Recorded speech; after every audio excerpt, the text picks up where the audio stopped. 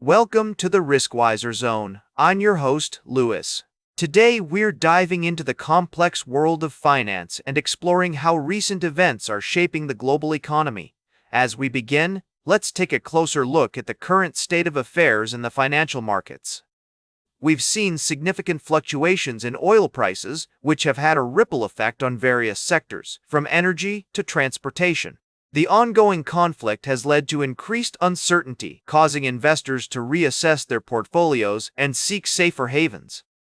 This shift is evident in the performance of major indices, such as the Nikkei and the S&P 500, which have experienced volatility in recent weeks.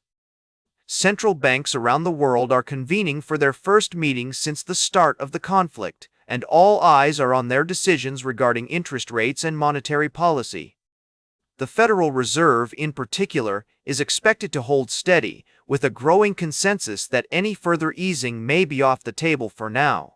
Meanwhile, the Reserve Bank of Australia is poised to hike its cash rate to combat rising inflation. As we navigate these uncharted waters, it's essential to consider multiple perspectives and stay informed about the latest developments. We'll be examining the potential implications of these events on various asset classes, from bonds to commodities, and discussing strategies for managing risk in this uncertain environment.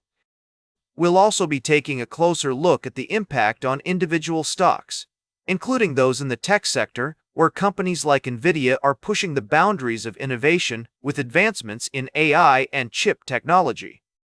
As we continue to monitor the situation and provide you with timely insights, remember that it's crucial to stay adaptable and informed in today's fast-paced financial landscape. We'll be right back with more from the world of stocks and finance on the Riskwiser Zone. Welcome back to the Riskwiser Zone. We're diving into the second segment of today's show, where we explore the far-reaching implications of global events on various industries. Our focus now shifts to the Strait of Hormuz, a critical waterway that has been at the center of recent geopolitical tensions. The near standstill in this region is not only affecting oil prices but also having a significant impact on the supply of commodities used in diverse sectors such as farming, semiconductor manufacturing, and healthcare. The halt in production of liquefied natural gas and helium due to drone attacks on Qatar's energy hubs has led to a substantial disruption in the global helium supply, estimated to be about one-third. Helium is crucial for coolant chips during fabrication, preventing overheating and defects, which makes it indispensable for semiconductor manufacturing. Countries like Taiwan, Japan, and South Korea, which are major centers for chip production, are particularly vulnerable to this shortage. The situation has led to concerns over potential bottlenecks in the production of advanced chips, including those used in artificial intelligence applications. While some market insiders note that helium spot prices have risen significantly, the effects on existing contracts are lagged due to the long supply chain. However, if the conflict persists and the Strait of Hormuz remains closed for an extended period, this could become a significant issue for the tech industry. Furthermore, the ripple effect of the Strait of Hormuz impasse is also being felt in the agricultural sector, with fertilizer prices soaring. The price of urea, a key nitrogen fertilizer, has increased by 30 to 50% since the start of the conflict.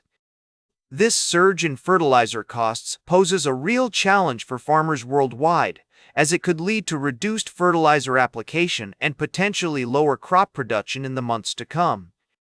In response to these developments, stocks of companies involved in helium production and fertilizer supply have seen notable gains. For instance, shares of CF Industries, which produces nitrogen fertilizers, have risen substantially since the conflict began. Similarly, fertilizer suppliers like Mosaic and Nutrien have also experienced significant rallies in their stock prices. As we navigate these complex and interconnected global challenges, it's essential to consider the multifaceted impacts on different industries and economies. The situation in the Strait of Hormuz serves as a reminder of the delicate balance of global supply chains and the potential for geopolitical events to trigger far-reaching consequences. Welcome back to the Riskwiser Zone. As we wrap up today's show, I'd like to take a moment to discuss the current state of global markets and how they're being impacted by the ongoing conflict in the Middle East.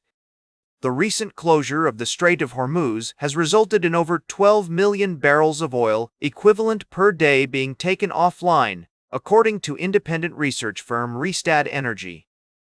This has led to a surge in oil prices, with many experts warning that it could cause a spike in inflation that could hurt the global economy. Now, I know some of you might be thinking, but Lewis, what about the Federal Reserve? Won't they step in and cut interest rates to boost the economy? Well, while a rate cut could certainly give the economy and job market a boost, it's not without its risks.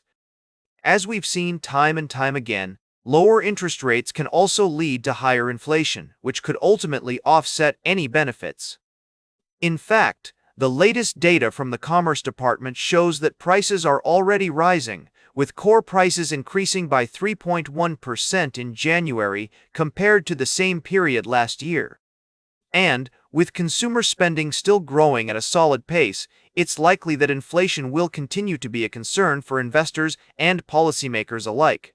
Of course, not all of this is necessarily bad news. As we've discussed before on the show, a little bit of inflation can actually be a good thing, as it can stimulate economic growth and encourage businesses to invest in new projects and hire more workers. But too much inflation, on the other hand, can be disastrous, eroding purchasing power and reducing the value of savings. So what does all this mean for investors? Well, as always, it's essential to remain cautious and diversified. With the current volatility in global markets, it's crucial to have a well-thought-out investment strategy that takes into account the potential risks and rewards. And speaking of risks, I'd like to touch on a local story that caught my attention earlier today.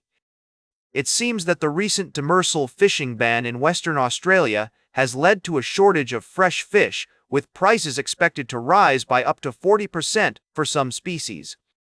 Now, while this might not seem directly related to global markets, it's a great example of how local regulations and policies can have a significant impact on consumer prices and the economy as a whole.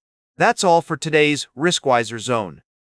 Remember to like, share, and subscribe. And until next time, keep your finances in check.